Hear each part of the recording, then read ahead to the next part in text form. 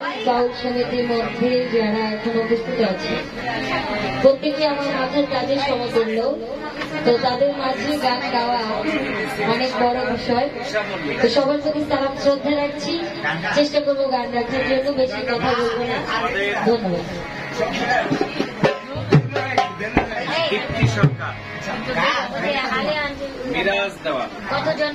দেখছেন আপেলের মতো আমাদের বাংলাদেশ বাউল সমিতি সিলেট শাখা সভানেত্রী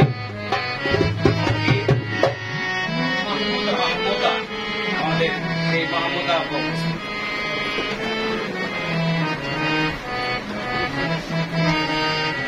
আমাদের কত জন রে দিলা তোমার চরণ ছায়া সাহারি, কত জন রে দিলা তোমার চরণ ছায়া,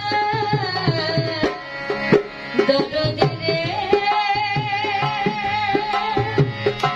দাসের প্রতি কবে হবে দয়া।